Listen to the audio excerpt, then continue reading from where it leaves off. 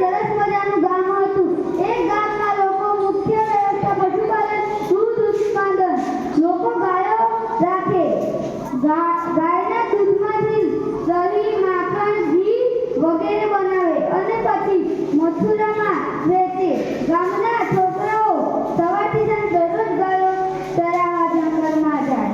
ગાયો ચરતી હોય ત્યારે તે સમયે બધા છોકરાઓ સાથે બેસી જાત જાતની વાત કરે. ઘરેથી લાવેલું ભાતું વેચીને ખાય અને મજા કરે.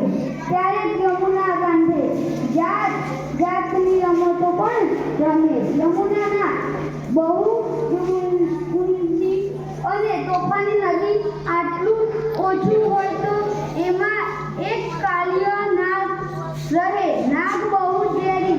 નાગના ઝેરના લીધે એટલા વાઘનું પાણી પણ ઝેરી થઈ ગયેલું.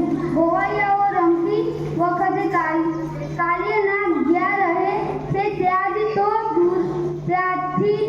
દૂર જ રહે. એક દિવસની વાત છે. બધા ભેરુઓ ગેડી દંડો રમતા હતા. ગેડી દંડો રમત પણ ક્રિકેટ અને હોકી જેવી.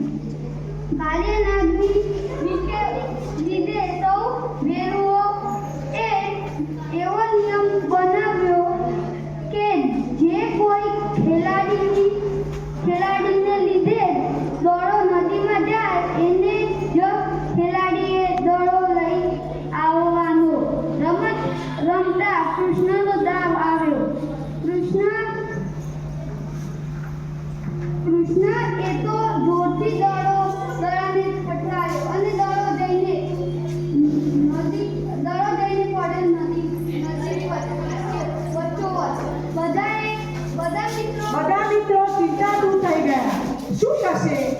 કિનારાની પાસે ક્યાંક થોડા પાણીમાં દડો જાય તો લેવા જઈ શકાય, પણ આ તો ઊંડા ધરામાં કોણ જાય? એક મિત્રએ કહ્યું, નિયમ એટલે નિયમ. કૃષ્ણએ દડો ફેંક્યો છે તે કૃષ્ણ જશે, પણ આ તો જીવનું જોખમ. તો વળી ત્રીજા મિત્રએ વચલો રસ્તો સૂચવ્યો. કાલે કાનુડો નવો દડો લઈને આવશે. આ દડો ભલે કાલિયા નાગને ઘેર રહે. એ ગોવાળોની ચર્ચામાં થોડોક સમય વીત્યો. ત્યો તો દડો કૂદવા પણ લાગ્યો, ડૂબવા પણ લાગ્યો. પણ એ ગોવાળે કહ્યું, આજ હવે દડો દેખાશે નહીં. એટલામાં કાનાએ પણ નદીમાં જવું જ પડશે. એક બે મિત્રો તો રડવા જેવા થઈ ગયા. તેમણે કહ્યું, રહેવા દે એમ કનૈયાનો જીવ જોખમમાં ન નખાય. છેવટે બધા મિત્રોએ નક્કી કર્યું કે આ દડો ભલે ગયો નદીમાં, કાલે બીજો દડાથી આપણે રમીશું. પણ કૃષ્ણ અને બલરામ બધા ગોવાળોની વાત સાંભળતા હતા પણ કંઈ બોલતા નહોતા. ત્યાં જ અચાનક કૃષ્ણએ કહ્યું, હું જઈશ અને એ જ દડો પાછો લાવીશ. કેટલાક મિત્રોએ ના પાડી. એક મિત્રએ બલરામને કહ્યું, તમે ના પાડો, આવું ગાંડપણ, આવું સાહસ થાય ન થાય. એ મોટા ભાઈની વાત નહીં ટાળી. બલરામે હસીને કહ્યું, કાનુડાને એ પણ જરા વારી શકે છે. કાનુડો પોતે એને નક્કી જ કર્યું એટલે જશે. બધા ગોવાળિયાઓ ચિંતાતુર થઈ ગયા.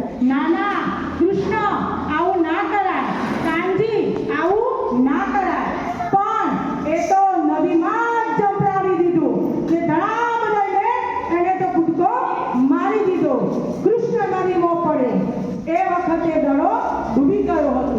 કૃષ્ણએ તો છેક તળિયા સુધી ડૂબકી લગાવી. જાણે કમર છાંડી જાને બાળા, સ્વામી અમારો જાગશે તને મારશે, બાળ હત્યા લાગશે. એ જળ કમર છાંડી જાને માર. કહે બાળક, કહે